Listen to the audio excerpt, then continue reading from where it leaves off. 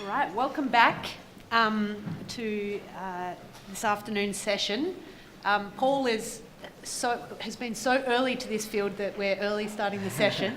A real pioneer in comparative privacy law, so a real privilege to have him present this paper on the global diffusion of EU data privacy law. Thanks. Thank you. Thank you for the introduction. It's wonderful to be here. Thank you so much for this invitation. I'm going to start off with Happy GDPR Day. That was May 25th, 2018. And that's where the paper starts off, as you know. And it was covered throughout the world as being a milestone. And I have some illustrations of that from the media. And so GDPR Day was, of course, the day that the EU's General Data Protection Law took effect. The regulation was enacted in May 2016, and companies had a 2-year run-up to the day that it became effective. They had spent billions of dollars in complying with this law, and we then had GDPR Day. And so here's some comments about it from different media outlets. New York Times talked about Europe setting the regulatory standard. Washington Post talking about how robust the rules were. And then Wired magazine talking about how avoidance isn't an option. And so Media Worldwide agreed that this was a big deal and a major occasion. But the real test is, of course, Twitter. And so the Twitter voices did weigh in, and I just want to share some of the memes with you. So here's one featuring Jules from Pulp Fiction. Okay. And here's one based on Star Wars.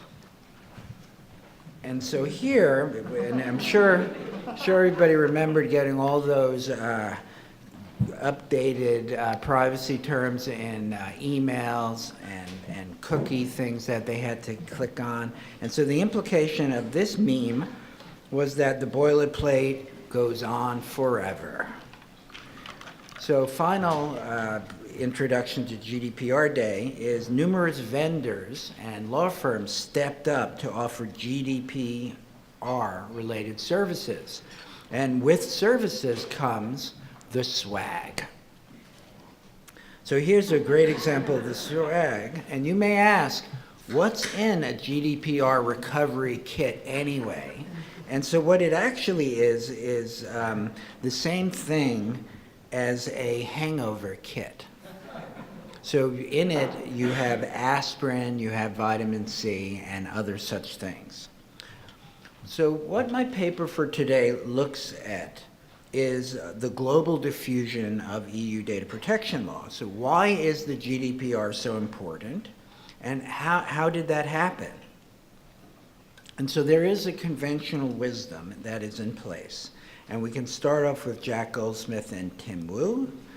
And so already in 2006, they summed it up very well and very neatly. And so the notion is that the EU is the effective regulator worldwide of privacy law. And the way that it happened was because the EU cared a lot about its citizens' privacy, and it had a lot of market power. Now, Anu Bradford of Columbia Law School offered a more nuanced and more developed model of how the EU became the world's privacy regulator, and that's in her often cited paper on the Brussels effect. And so what is the Brussels effect? So she sums it up as de facto regulatory unilateralism. And I should add, her paper is about far more than privacy. It looks at other areas such as antitrust, environmental law. Note that the Brussels effect is de facto, not de jure, and it's unilateral and not multilateral. And then what my paper does is it looks at 3 brief case studies that cast doubt on the conventional wisdom. So first, Japan. And so what happened in Japan? A couple of quick points. So Japan formally sought an adequacy finding. So adequacy. Adequacy is a long-standing principle in EU privacy law, namely that European personal information can only be transferred to non-EU nations that have adequate data protection. And this is a very powerful piece of, it's not a carrot, it's a stick to get other countries to move in the direction of EU privacy law, adequacy. So what has Japan done? Japan amended its national data protection law in 2015 and then 2017. It negotiated additional changes with the EU. In some cases, these changes are only to cover EU personal data information. And then they had a mutual adequacy finding. So or it's on its way to that. So for the first time, the question is not only is Japan or whatever the nation is adequate, but Japan also found the EU to have adequate protection and said that it would only transfer data to nations with adequate data protection. So this is now in the works, as I explained in my paper, and we have a draft decision from the EU, and they're going through their internal process. The result has been that we're on the threshold of creating the largest zone in the world for exchanges of personal data, Japan and the EU. Second case study. So second case study is England in the shadow of Brexit. And so the motto of the people supporting Brexit was take back control. Take back control. What about data? What is the British replacement for the GDPR? So it turns out that the replacement in the UK for the GDPR is the GDPR, word for word. And so the motto might be, keep calm and carry on by following the GDPR. So they have enacted the GDPR in 2 steps. And why? And so here what's going on is there's such strong data trade with the EU, so that even those who were most in favor of the Brexit saw it as being absolutely essential that they have unhindered and uninterrupted data exchanges, EU-UK. I should add here too, there's a large element of wishful thinking on the part of the UK, because they not only want to have the adherence to the GDPR, but they are seeking strong institutional roles on a continuing basis in the EU.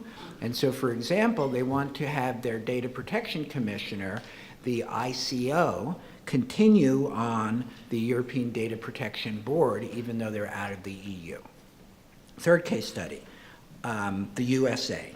And so just very quickly to sum up, what have we learned about data law so far? Japan, formal adequacy approach, including amendment to Japanese law and bilateral negotiations. UK, formal adoption of the GDPR in the shadow of Brexit. What about the US? So the US approach to data protection, and the EU has been private sector opt-in created through bilateral negotiations with the EU. So there have been 2 agreements negotiated with the EU. First one was the Safe Harbor, second one's the Privacy Shield. And Commerce Department spends a lot of time negotiating these things, and then US companies can voluntarily adopt the resulting standards. Many companies have done so. We're about to approach 4,000 companies in the Privacy Shield. There's also been a kind of ratcheting up. The Privacy Shield is stricter than the Safe Harbor. Nonetheless, the Privacy Shield still represents a transatlantic compromise, and a compromise on both sides. So what are the lessons from these case studies, and what does this tell us about data? Well, I don't see de facto regulatory unilateralism here. What I do see is, let's make a deal, as they used to say on TV. And so lots of flexibility on the part of the EU, lots of regulatory capacity, and varied approaches. So all roads may lead to Rome, but there are many paths to adequacy. So, right, and then kind of additional 3 points here. Japan, what we learned there is that over time, the EU has heightened requirements for adequacy. And so if you compare, for example, the relatively quick way that Argentina was able to get an adequacy finding in the 90s versus the much more involved process for Japan. US, opt-in for US companies. Well, one thing that's happened there is it has provided great opportunities for what can be called acculturation for US privacy lawyers and US privacy consultants and people at US organizations. So they've learned to speak EU data protection law. What about Brexit? What are the additional lessons here? Well, here in the paper I say we may see limits to the capacity on the EU side for flexibility and deal making. And so there are considerable obstacles on the path to UK adequacy, which I discussed briefly in the paper, including the fact that their surveillance capacities will now be looked at not as an EU member nation, but as a non-EU power, which means different institutions in the EU will be able to scrutinize that. Also, I have to say, for Brexit, it seems to me that there's a lot of wishful thinking on the part of the UK government regarding what happens to their data. And so their wish is that, as they say in British English, that they're going to have a bespoke arrangement. Bespoke arrangement, which means tailor-made. And actually, they are losing all, it seems to me, important leverage when they leave the EU. And then to restrict my point regarding that, they have a lot more personal data trade with the EU than the EU has with them. And so I don't see a lot of leverage on their part that they're going to get this special arrangement, and which of all non-EU countries, only England will be able to get. Okay, so a couple concluding thoughts. Last slide. And so the world now speaks the language of EU data protection. And I have examples of the paper where Brad Smith from Microsoft or Tim Cook of Apple talk about privacy as a human right and really just are speaking the language. I think there's been a competition among different regulatory models. The EU had a number of advantages, one of which is that their model, which is that of an omnibus statute, a single law that regulates both the public and private sector, proves to be simpler to transplant. Another thing that I think has been very important has been the EU leverage through the adequacy finding power. Nonetheless, it seems to me, ideas matter. And so it is not just a matter of the adequacy finding. Margaret Vestager, the EU Competition Commissioner, has said there is a need, quote, to understand the different laws of data. Need to understand the different laws of data. And so as we try to understand the law of information privacy and data protection, it seems to me that one of the reasons for this transplant has been the appeal of concepts from the EU. And so I conclude in the paper with the California Consumer Protection Act of 2018, just enacted, which very much follows EU principles. So there were no EU lobbyists who set up shop in Sacramento. Somehow, the ideas traveled across the Atlantic and then found a home in California. And I'm going to conclude on that, and thank you very much.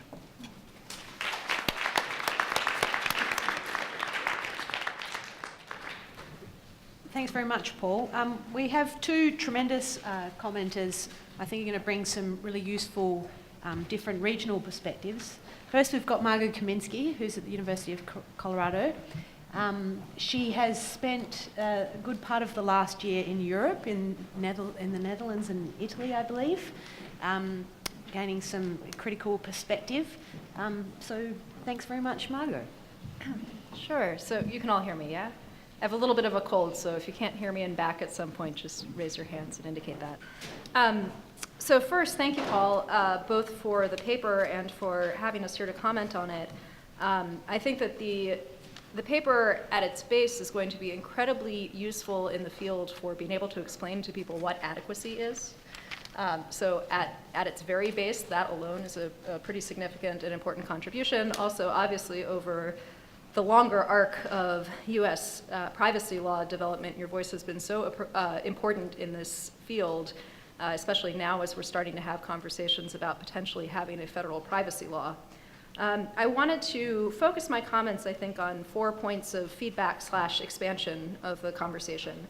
The first point is to talk a little bit beyond the adequacy mechanism about GDPR's other policy levers for exporting GDPR values.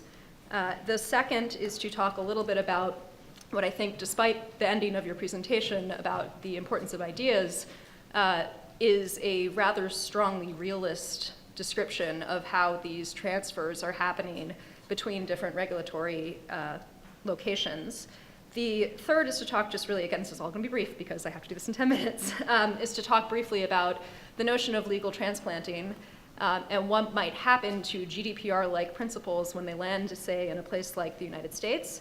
And the fourth is to get to sort of the heart of what you describe, or what others have described as the Brussels effect, and talk a little bit more about what I think are significant mechanisms coming in both through the California effect and the Washington, D.C. effect.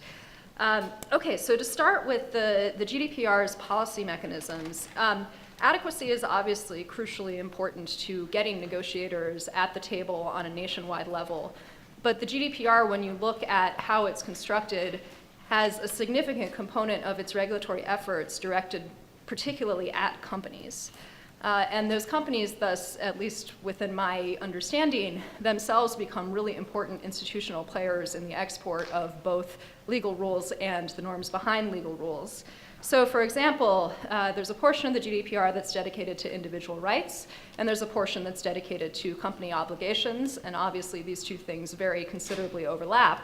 But the GDPR is as much a non-individual rights-driven compliance regime, encouraging companies to do things like put in place privacy officers, conduct impact assessments for high-risk processing, potentially engage in the processes of putting in place codes of conduct and certification mechanisms.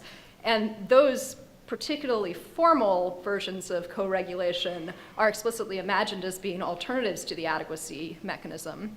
So why is this important in the story that you're telling? It shows that the GDPR tries to route around regulators in the other nation states where multinational companies are located by getting the companies themselves to create this corporate infrastructure and then replicate it internationally.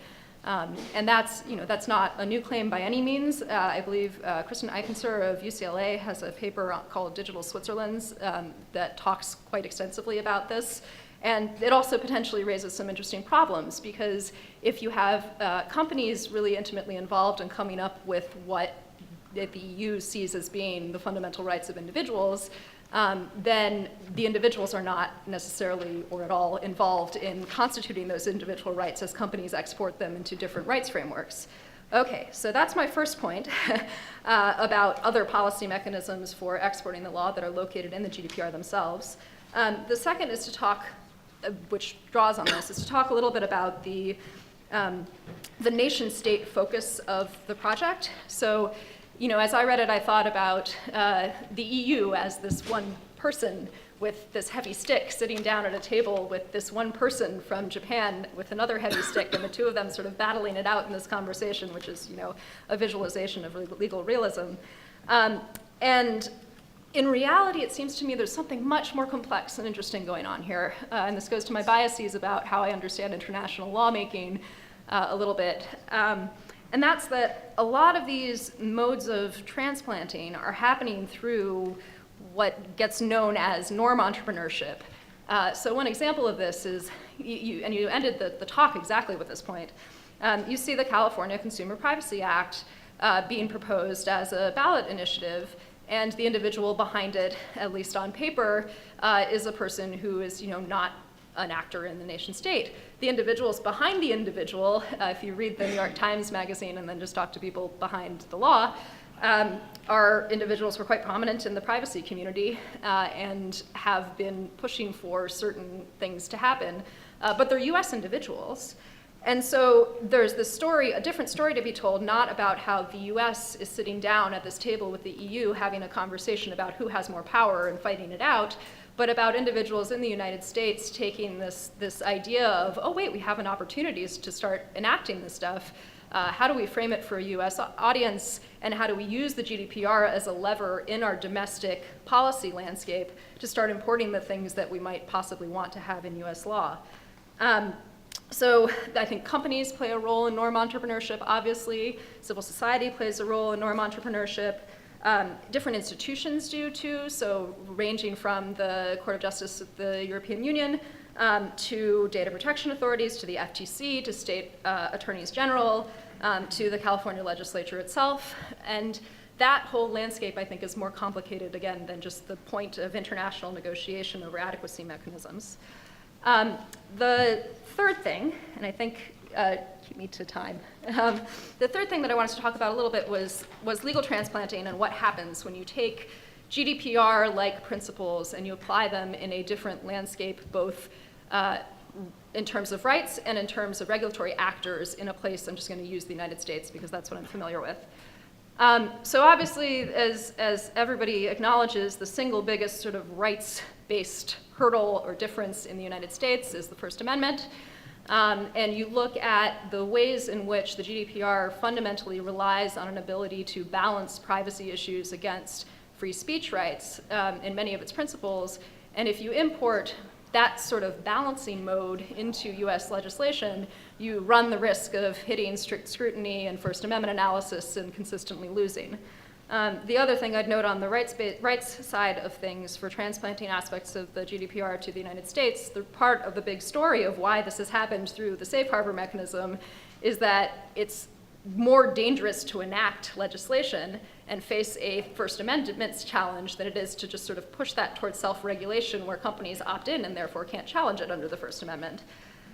In terms of institutions, as you do note in the paper, the DPAs are an enormously robust regulatory institution across Europe. I mean, varying by country, some of them are not robust at all and are really resource deprived, to be honest. But compared to what we have in the United States, they're arguably considerably well established. They also take a different kind of regulatory approach, which is much more historically collaborative than, say, the state attorneys general, which are historically antagonistic to companies, largely. And so that also creates a different enforcement landscape into which these principles might land. And then last but definitely not least, we have both the FTC in the United States plus class action mechanisms in the United States.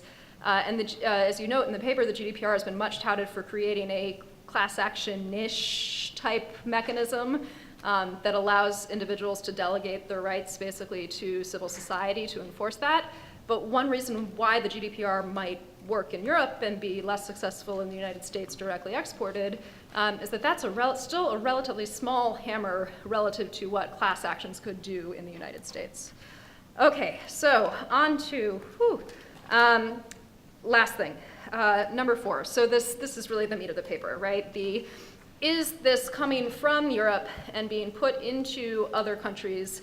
I love the way the paper sort of distinguishes the different types of exporting mechanisms. I wish it did a little bit more on the back and forth between the different players in this space, even on from a realist perspective. So, California, for example, as you well know because you've written about it, was the source of real data breach security law in the world. And so you have a lot of parts of the GDPR that are actually taking things that originated in the United States and formalizing them in the EU.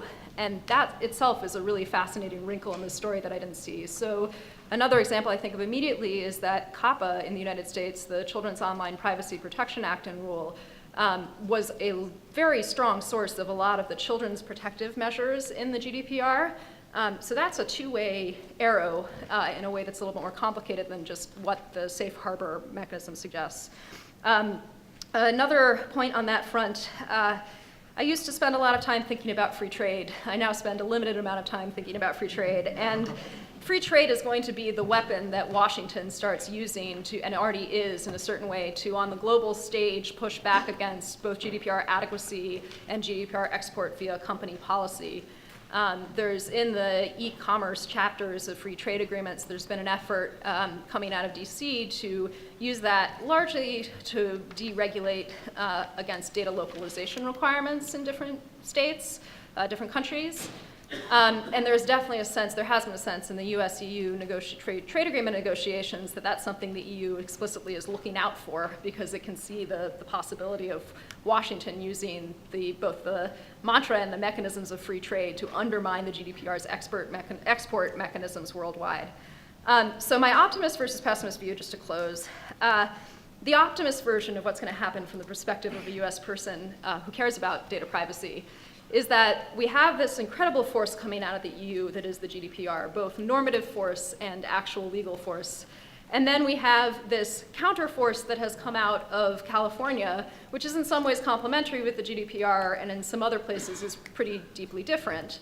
And then we have, on a federal level, conversation about harmonizing to a federal standard of data privacy law.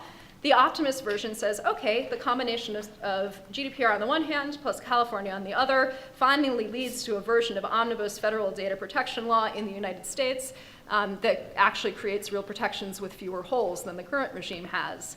And I also appreciated the story of you as a young academic going and making those statements and getting slapped down by US government officials. That was amazing and encouraging. So, the pessimist version of this is that Washington wins, right? That despite the fact that you have the push of GDPR and you have the push of California Consumer Privacy Act, you get a federal version of data privacy that largely guts what California has been trying to put into place and largely hand waves the GDPR principles, and then ultimately produces something that companies are already doing already in order to be globally compliant with the GDPR, and harmonizes downwards and takes privacy protections away from the states, including from active attorneys general. So I'm not sure what to do with my optimism versus my pessimism, but I thought in light of the paper that at least acknowledging the pessimistic possibility of outcome would make it a little bit more grounded for me in terms of current policy debates. Thank you. Thank you. Thanks, Margot.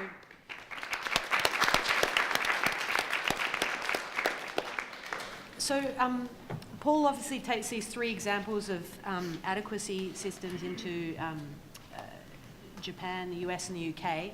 He also makes some mention of Brazil with its recently enacted GDPR. Our next speaker, Sam Sachs, is going to bring some perspective from China. She's very recently of New America and was formerly at the Center for Strategic and International Studies. Thanks, Sam. Thank you. So I am a China Digital Economy Fellow and Cybersecurity Policy Fellow at New America, and I've spent the last year really deep in the weeds on the evolution of China's data protection regime. So I'm going to focus my comments today on extending some of the arguments and themes that Professor Schwartz brought up about the diffusion of GDPR to the China case. And first, just give a brief overview of what does data protection in China even mean. I think many in the room would probably be surprised to hear that GDPR is playing out in the way it has in China. I'll do a brief comparison with GDPR and then examine some questions that I'm looking at going forward. So as by way of background, I've had the opportunity to have extensive exchanges with the drafter of China's first data privacy standard and use that to inform my research. And one observation that he shared with me is that in writing this standard, which came out last December, he really modeled it after GDPR. And so I think this raises the question, well, what does data privacy even mean in China? And in Professor Schwartz's paper, he had a section on terminology and posited that data privacy might be the most neutral term versus data protection. And I would push back against that in the China context to say that actually, I think data privacy is much more loaded and subjective when we think about it in China. And the term that I've used in my research on China's data governance is actually protection. And the reason for that is that when we look at the rules that are coming on the books in China, I think there are really two tracks that we have to think about those rules in. The first is rules that apply to what the government can do with data, and the second are rules that apply to what companies can do with data. And in the past year, there have been a number of scandals and pushback by Chinese internet users demanding more rights and ownership of their information.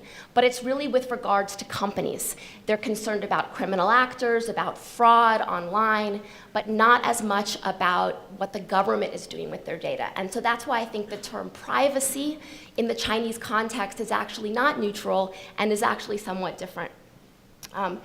So in December, this standard came out in China. It's called the Personal Information Security Specification. And for the first time, what it did is it laid out very granular rules around how personal information can be collected, stored, transferred, and shared.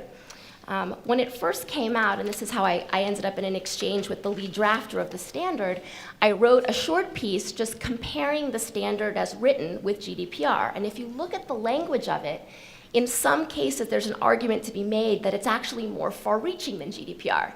So I wrote this, and I immediately that evening got an angry message on my WeChat from the drafter saying, "You are wrong and biased. It's not more far-reaching. That wasn't what I meant at all." And I said, "Okay, well, let's talk about this. I'm not biased, but I may be wrong, so help me understand it." And what I learned from him and have subsequently updated and written more pieces about it is that when he was drafting this standard, he looked to GDPR because there had been a movement in China for users to have more control over their information, but that he wanted to give Chinese companies more space, more maneuverability, particularly because coming out of Beijing right now, there's a very strong push around artificial intelligence, AI, and he didn't want to undermine Chinese companies' ability to train AI algorithms. And so when I talk about some of the comparisons with GDPR, I'll explain how he did that. So this begs the question, what were some of the factors that led the Chinese system to really look to GDPR as a model? I would argue that it was not the stick approach, as Professor Schwartz's paper described, the sort of market force of there's no world that companies want to live in where they would not be able to use EU citizen data. In China, that doesn't really apply because the reality is you have a few large Chinese internet platforms like Alibaba that do handle EU citizen data, but the vast majority of them really don't. And I found this out because on a recent research trip to China, I was curious to find out how Chinese internet companies were complying with GDPR. And so one of the first questions I asked is, well, who has exposure to EU citizen data? And actually, not many of them did, so just a handful of them. But I think it really is this other concept, which was discussed earlier, about the sort of appeal of the concept from the EU, which maybe was a model in the California case as well. And so that's, I think, one of the main drivers on it. So let's talk a little bit about some of the concepts that were borrowed from GDPR. So the first one is legitimate interests. And I mentioned that the drafters of this standard wanted to give Chinese companies more space to maneuver. And so what they did is they wrote in a section called exemptions. And the exemptions, I think there's a list of about 7 or so. And what the exemptions do is they say, these are the circumstances outside of consent that companies can use to collect and process data. It's unclear to me, though, that there's not a clear process for what qualifies as an exemption. So I think this is an area of regulatory uncertainty that we need to watch. The second is on the definition of consent itself. There, in the Chinese standard, there is both implied and explicit consent. And so this is another area in which the drafters of the standard in China said, look, this is not as strict as GDPR because we actually leave room for implied consent. Again, the area of regulatory uncertainty is nowhere in the standard does it actually say implied consent. And the standard is actually meant to spell out a higher level, the cybersecurity law. The cybersecurity law has 1 or 2 lines, and it basically says consent is required to collect and use data. It doesn't, there's no more information about it. So the question is, if data is collected under implied consent according to the standard, is that in conflict with China's cybersecurity law? Again, an area of uncertainty. The third area is on the definition of sensitive data. And this is why in my initial read of it, I thought it was much more far-reaching than GDPR, because according to the Chinese standard, they used a risk-based approach to defining sensitive data. It essentially says the data which, if leaked or damaged, would cause grave issues for public safety, economic development, etc., which is a classic catch-all that many Chinese laws and policies use, and it opens up a door for this to become a very discrete, broad tool for the state to use as it sees fit. So according to this definition of sensitive personal data, which requires explicit consent under the Chinese standard, companies again could face a lot of difficulty here. So the fourth area is recently, and this is the most recent development, is there's been an impact assessment standard that China's used. So it's very interesting to watch the Chinese decision makers and regulators are really borrowing so many concepts as they develop their own system here. And I think the last area of comparison is the preferred pathway for collecting personal data. According to the Chinese drafters, they really wanted consent to be the pathway, and they said, look, this is why we left a lower bar. We used implied versus explicit consent because we want consent to be more accessible for companies rather than legitimate interests, which in their view is quite unwieldy for something to attain. So those are just a few kind of high-level comparisons, but you can see this is something that has had an enormous impact in the evolution of China's broader cybersecurity system. So a couple of questions going forward. The issue of regulatory capacity was raised.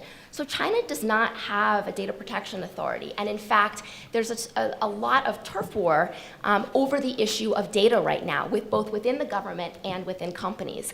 And so what this means is that the enforcement of the standard is likely to be very ad hoc and selective, and I think more of a reflection of the various political interests of the different players involved who are sort of competing. You know, whoever in the Chinese political bureaucracy has responsibility for data management wields enormous political power, and so we're seeing that play out right now. Same with the Chinese internet companies, but from more of a commercial influence perspective, and they're not interested in sharing data either. So enforcement and regulatory capacity, I think, is an open question. The second is on adequacy. You know, I think that, is there going to be a Chinese privacy shield? I've had conversations with Chinese officials over the last year, and that's something that that they've asked, is this even possible? I think the answer is probably no, but going back to this point about the companies themselves, what we are seeing is companies setting up very specific compliance structures. So the last is, we talk about this idea of the EU as the de facto privacy regulator in the world.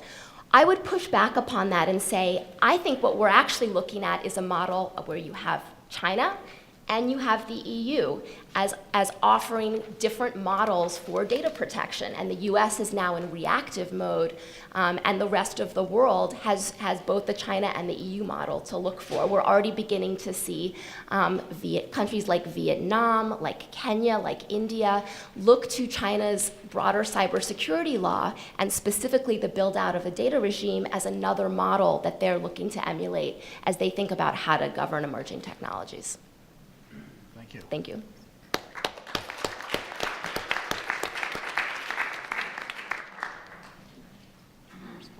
Oh, okay. I would be happy to respond. So thanks for all these very helpful and thoughtful comments, and a lot for me to think about, and something that, it's kind of classic professorial, I guess, response is, there's only so much to do in one paper. And so I guess for the book version, or the director's cut, as I'd like to think of it, some of these things can be raised. So the First Amendment is a really interesting point, and I think, Margot, we're going to increasingly, on the U.S. side, we have potential to see the First Amendment weaponized and operationalized to limit data protection. And so recently witnessed a whole kind of argument between Robert Post and Dan Solove about how to interpret the Sorrell case from the Supreme Court and how narrow and, will data protection or privacy laws in the U.S. start getting invalidated on First Amendment grounds? Like, could definitely happen. All kinds of tea leaves from the Supreme Court. So really, really interesting issue there. And regarding the back and forth among players, I think that's a great point too. What I would say about that is, and I'll definitely incorporate some of that in the revised version of the paper. I've actually written about that in the past. That was like my 2013 Harvard paper, and talking about Anne-Marie Slaughter and harmonization networks. And so probably should revisit some of that. And it's definitely true that there has been this very fruitful back and forth among the EU and the US, and that indeed it's not just like government to government and that kind of picture of idealized government, but if you open up the black box, it's not just government to government, and there are all these other kinds of networks that are occurring. So that was very helpful.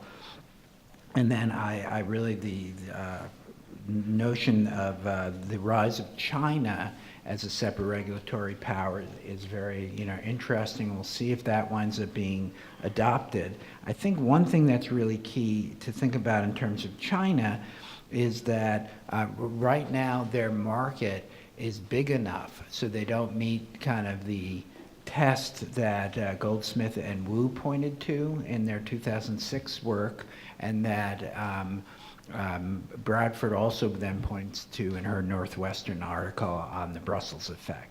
So they're, at least at this stage, maybe big enough to think they can go it alone. But as you were talking, Sam, what I was wondering is, what happens when they get to Internet of Things? Because to the extent that they want their devices to be sold all over the world, it may change from the world that you described, where the big internet players are saying, we're not really interoperated with the rest of the world, which they're doing also for domestic political concerns.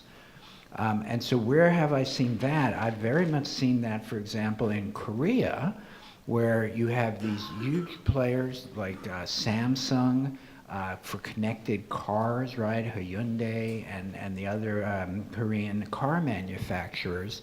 So they very much like now have gone from being, if you think about Samsung, where they're just selling devices where they don't necessarily want or need customer information, or LG, where they're just selling a dishwasher or washing machine and they're kind of not connected to the consumer. All these South Korean companies now, they care about the personal data. And so they have to interoperate with consumers in California and in Frankfurt and in Brussels. And so now they're very much in the world of trying to figure out, like, how do we connect to data protection regulations? And then what we see, like, for example, in Korea is, following upon Japan, they now are having their own adequacy talks with the EU. But a lot of really interesting information about China, and that's also interesting. This will be my final comment in response. That's really, really interesting to the extent to which they've kind of sat down with the GDPR and said, what can we use here? And so I think, so maybe the nuance that I need to add, it's not only that ideas matter, but in a way, like, legal tools matter.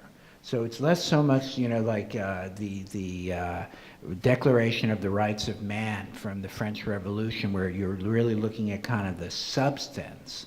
But maybe just to continue that analogy for a second, that you say we should have a Declaration of Rights, or you look at something and you go, we should have a constitution.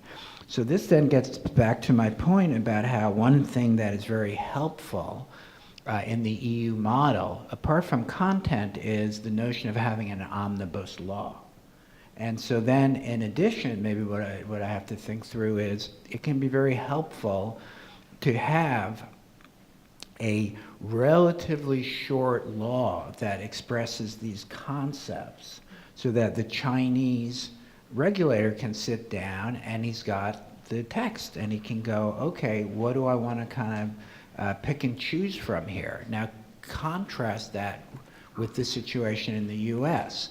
So Dan Sullivan and I have a casebook and we have a treatise. So you can buy those books, right? But it's sector by sector. And you'd have to say, what do we want to borrow from telecommunications in the US? What do we want to borrow from, as Margot said, COPA, Child's Online Privacy Protection Act?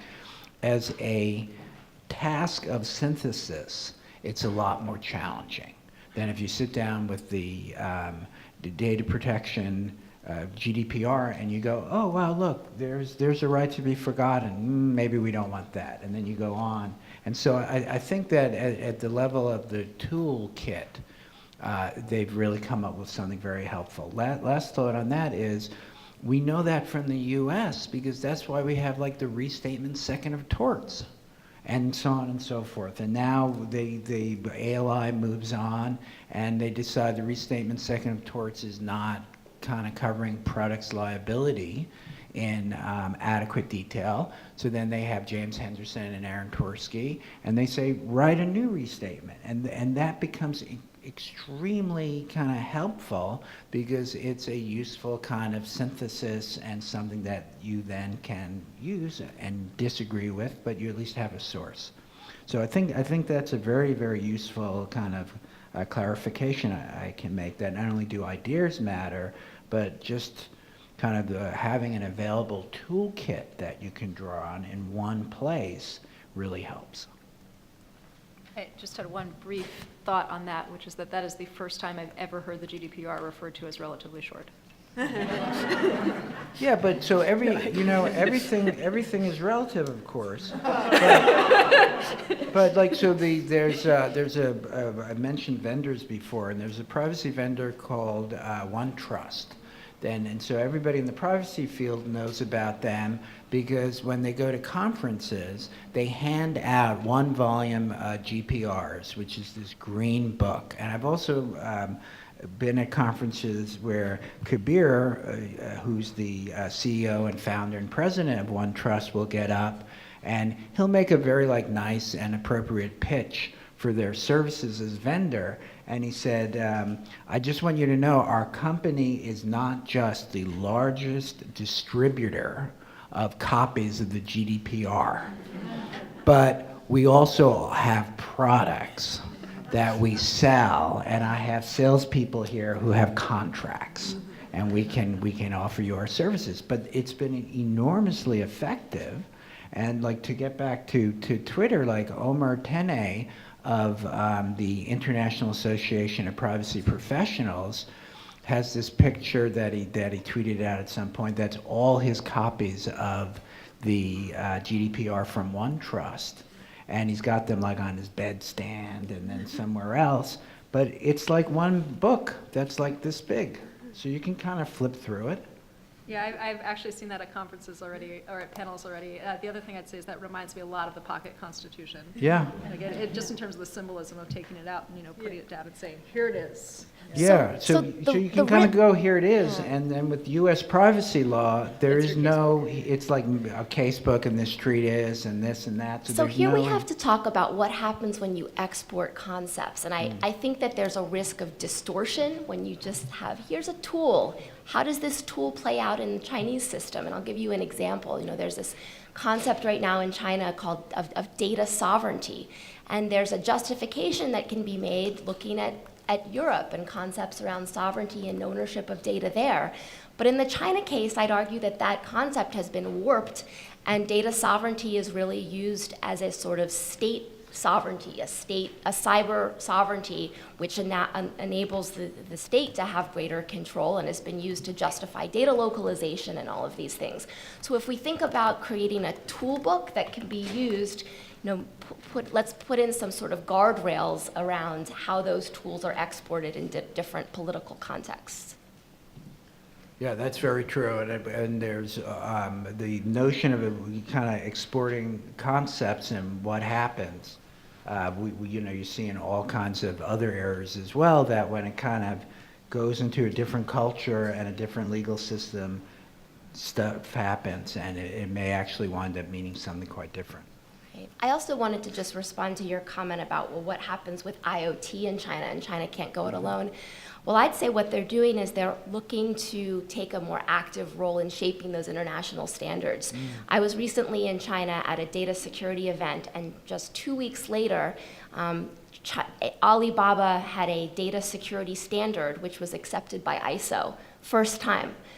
In IoT as well, you have Chinese IoT standards that are being reviewed under international standards bodies. So I think that they're not looking to go it alone, they're looking to shape those global standards for IoT, for AI, for 5G.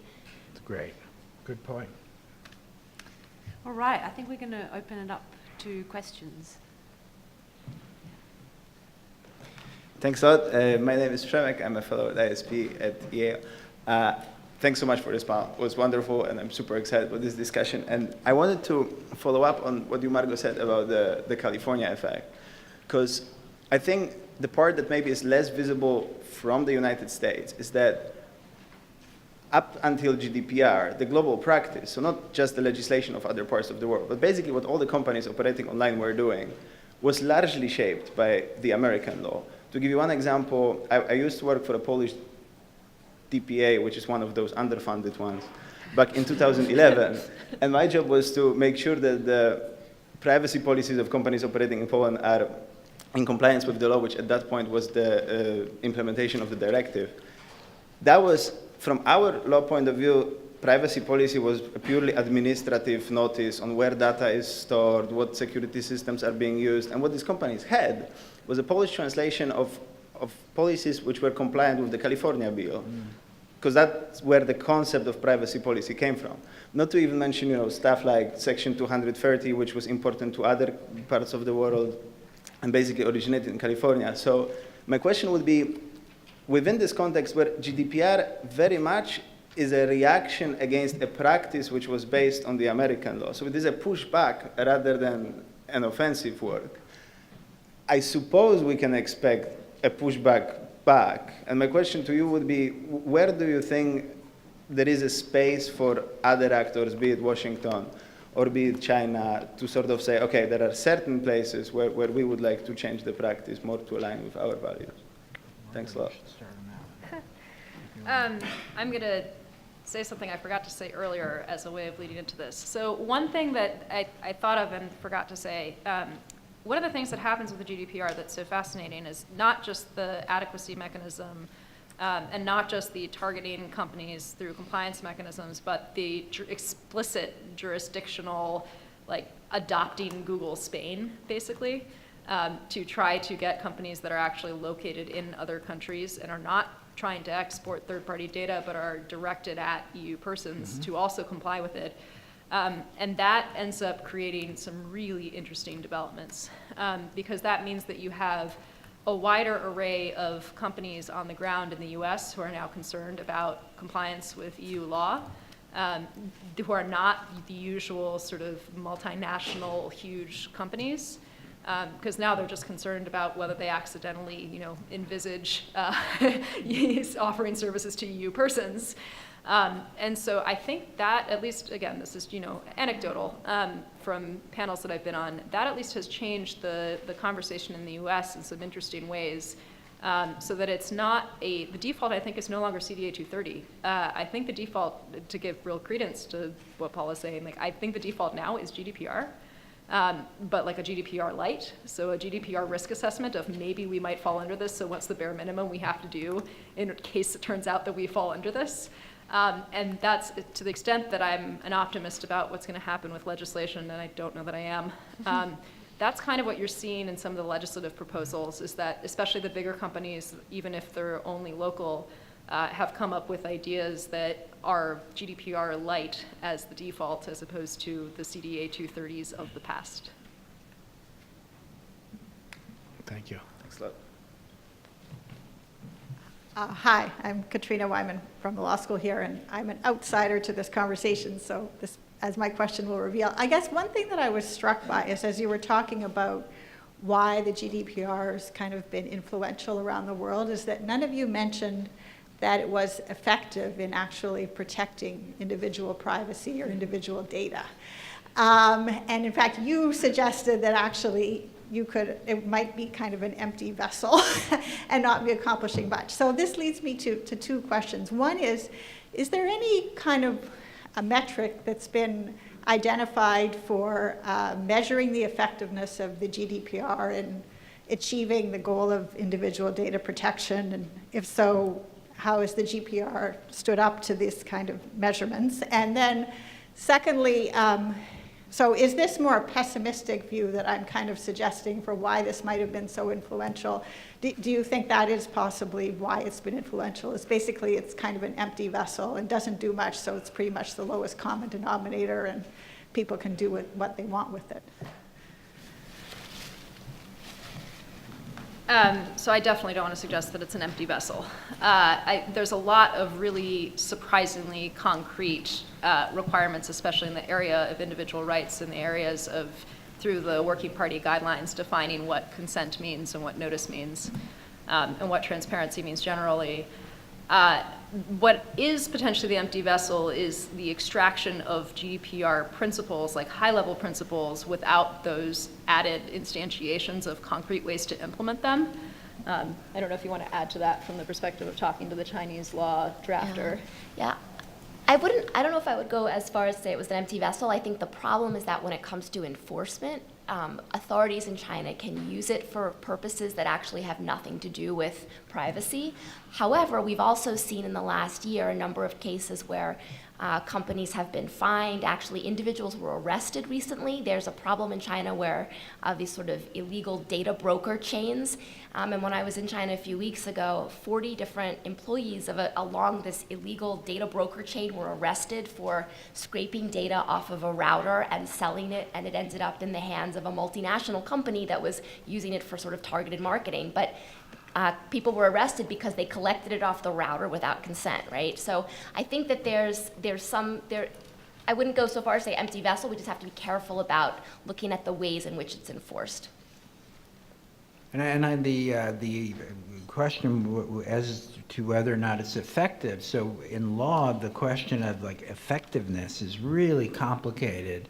And I have to think of the great work by my colleague Lauren Edelman at Berkeley, looking at sexual harassment law, and with all these pioneering works saying people are doing stuff on the compliance front, but then you routinize like certain kinds of cyber training and meetings, but whether ultimately it changes behavior is really another question. So to decide if the law is actually effective, you'd have to kind of define what victory looks like. And so it wouldn't be enough just to say, as I mentioned, that, well, look at these US companies spending billions of dollars on GDPR compliance. And so here I would also then reference the work by Shoshana Zuboff of Harvard Business School about surveillance capitalism. So then if the ultimate test is, have you changed surveillance capitalism and the market models of leading tech companies? I guess we're not there yet. Yeah, the last thing to add to that is the enforcement question. So GDPR has potential for huge enforcement, and the question is whether that will happen and in what contexts. And as I was saying, when you look at US companies trying to do their risk assessments, one of the things that's really going to matter is whether those enforcement actions play out in a way that continue to make US companies feel like they are at risk. I just wanted to add one thing, Katrina, because I think for those relatively new to this area, there's of course 30 years of the Data Protection Directive in Europe and its global impact. And there's been some very good empirical work actually to this question between free speech, or freedom of expression as it is in Europe, and data privacy. My former colleague at Cambridge, David Erdos, has looked at all the different data protection authorities in Europe and how they've wrestled with that balance and what the impact has been on media freedom versus individual rights. But the question of enforcement in the GDPR context is really interesting. Some of my interviews with data protection authorities was that now that they have more power and greater fines, fining potential at least, it creates this somewhat perverse situation that they're more wary about using that power, and conscious too that it will, at the moment, any sort of fine is really just an operating cost to a business that's operating under a business model of surveillance capitalism. You know, a few $100,000 doesn't mean anything to them. So with these greater fines, there will, I think, be much more resistance from the companies to actually paying them, and they'll resist, and you'll have appeals and so on. So there's, I know from the Irish Data Protection Authority, for example, it's really marshalling what case it's going to bring first. And so I think we'll see less but very strategic enforcement actions. And so it's hard then to map from enforcement what impact it's having, as opposed to, I think Margot's really important point about all of the compliance work that we don't see that may or may not be having consequences for individuals. What I would add, like on the enforcement question, a really good conversation for the data protection people and the privacy people to have would be with antitrust academics. You know who you are, okay? And because the EU very self-consciously has stated that they want to move data protection into the world of antitrust remedies. And so that's where the 4% fines comes from in the GDPR. And so that would be great kind of conversation for us to have among other disciplines. How did EU antitrust develop? How did they, start rocking out the huge fines, and kind of what's the history there? And do we have a potential roadmap for understanding the future of data protection? Lisa Austin from University of Toronto. Paul, I love this paper. It was super interesting. I just had a couple of questions motivated from sort of my perch in Canada about your focus on adequacy as sort of the lever for sort of diffusing GDPR ideas. So in Canada, we have comprehensive data protection legislation. We've had it for ages. It was found adequate under the old EU regime, and there's a question now whether it will be under the new EU regime. And at the same time, we're having a lot of discussions about whether to update our private sector data protection law. So the two conversations are dovetailing, but the GDPR is in itself the sole motivator of, do we need to update our own data protection law? So it's kind of an interesting kind of mix of things. So a couple observations from that is that even though we've had adequacy standing and we know how important it is, there are some pretty credible voices saying we shouldn't care much about it, whether we continue to have adequacy standing. And the debate, I mean, I've not looked into this as a scholar, so this is kind of a genuine question, they focus on things like, I don't have it in front of me, but I believe it's Article 46, right, where you don't have the adequacy finding. There are still ways in which you can transfer data, notwithstanding that, and that, that might be good enough if there are reasons why we don't want to follow the GDPR in certain kinds of ways. So that's actually a live debate going on in Canada right now. We'll see where we fall out on that soon. But the other part is that the lever for actually pushing people to embrace more of the GDPR is what Margot was saying about the extraterritorial effect coupled with the fines. So, and that goes on in parallel, because even if you have adequacy standing, that's only going to be about transferring the data to the EU. You might be a company not doing those transfers, but you might be still caught by the extraterritorial effect. And the extraterritorial effect is super interesting. And so if you're in a small place like Canada, if you want to reduce legal complexity, there's a real impetus to just say, okay, let's just have one set of rules, right, for everybody, instead of making people try to comply with these multiple frameworks, especially if the GDPR is fairly similar to what we have, but there are some important differences. And so that's really what I've seen in the kind of practical context of the practitioner and privacy community kind of conversation in the last year has been about the extraterritorial effect and not about the adequacy. Adequacy debates are kind of at the margin. They're like the last panel of a 3-day thing. You know, like people aren't so fussed about it, which is interesting to me, because I would have thought that was kind of where the action was.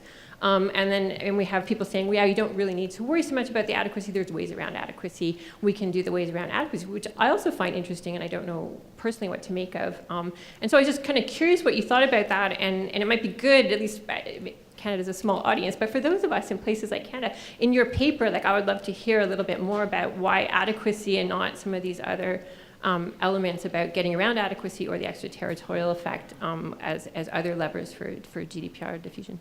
Yeah, sure. So great observation. So regarding the extraterritorial effect, as Margot has said, what's happened in the GDPR is they've simplified the previous rules for jurisdiction and extended jurisdiction compared to the directive. So if you're doing business in or directing your services to the EU, now you fall under it. And so I have been amazed, like, at just how broadly that reaches. And so then what your comment is really about, and what my response is really about, is how interconnected the global economy is, and how much we depend on data flow. And so let me play that out, and then I'll get to this point: how important is really adequacy. Example: high school friend of mine. I grew up in Queens, about 9 miles from here. And so he now has a real estate law firm in New York, and he does a lot of closings. And he then asks me, do I need to have some kind of cookie policy? What do I have to do about the GDPR? He's selling real estate, or he's doing these closing tri-state area. And I go, well, why do you care about it? And then it turns out he has people buying residential real estate, and they are in an EU member state, and they're sometimes here and they're sometimes there, and he is clearly directing all these communications to the EU, and he has to worry about the GDPR.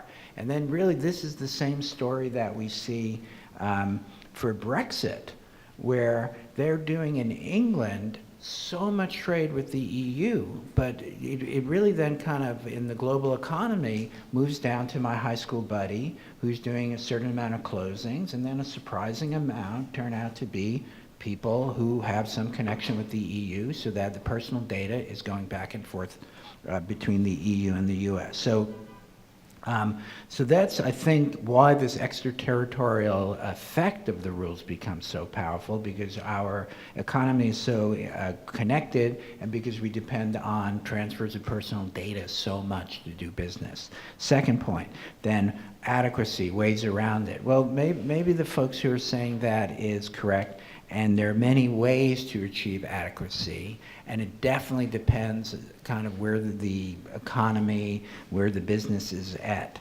And so there are things like consent, there are model contractual clauses, there are binding corporate rules. And so it's something for me to think about, but I think for Canada, if the extraterritorial effect then is so powerful, I don't think adequacy is really like the third day of the conference. Then the question becomes, you're still, I think, on the first day and probably before lunch, and you're trying to figure out, well, how do we meet it? Like, where's the big kind of ticket items for the economy? And so Canada right now has an adequacy finding for the private sector, and so in a way it's like a partial adequacy. One of the issues is, as I talked in the paper about Japan, you clearly see there's a ratcheting up where the EU wants more. It's kind of like Little Shop of Horrors, Feed Me, Feed Me Seymour? You know, where it's like more, it's gonna be harder this time, clearly. And so maybe you can get a kind of patchwork in place through kind of these other mechanisms. Consent, maybe you can get the people just to consent. Tell them what you're doing with your information, like my friend, the real estate guy, get consent. Right?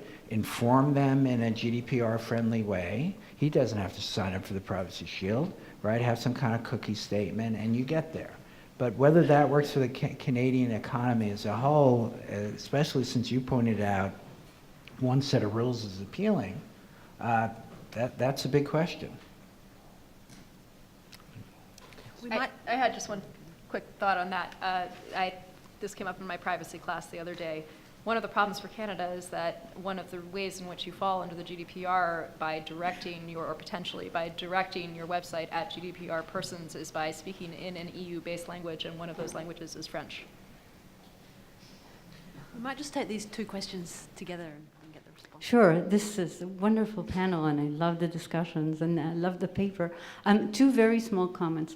The examples that we're using are UK and Japan and the US and China. They're all very big nations. I'm just wondering whether, if you look at smaller ones or the ones that are weaker ones in the trade realm, whether you'd have different models, because this is what I understand the paper is doing. It's looking at different models with regard to the interaction.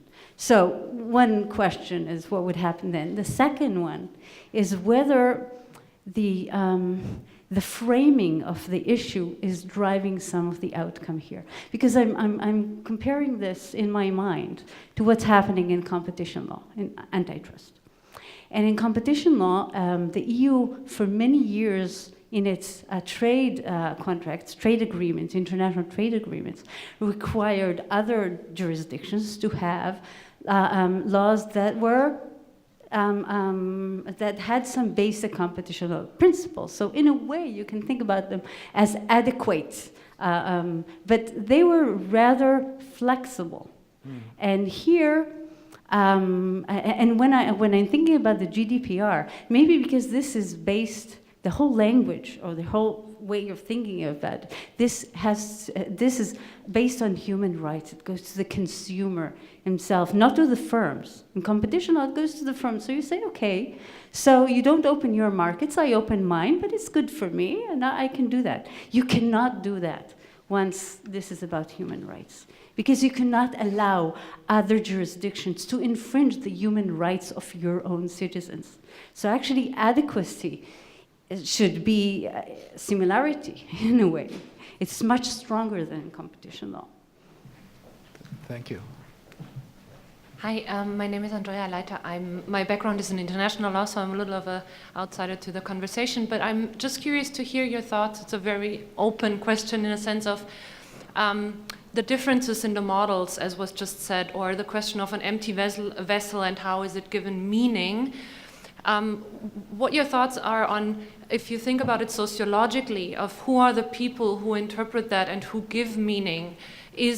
Does the nation-state conception fit well there, or do you have different groups of experts who have a very different mindset and come to different interpretations here, and how this field looks around the GDPR? Okay, I'm going to just very quickly, so definitely, as Margot was saying, the harmonization networks, a different group of experts is extremely important, and this is the work by my Berkeley colleagues, Ken Bamberger and Deidre Mulligan, where they go and they talk about, they interview different chief privacy officers. So that has been very powerful. And so data protection is not only the GDPR, it's what the experts and the people in the harmonization networks do.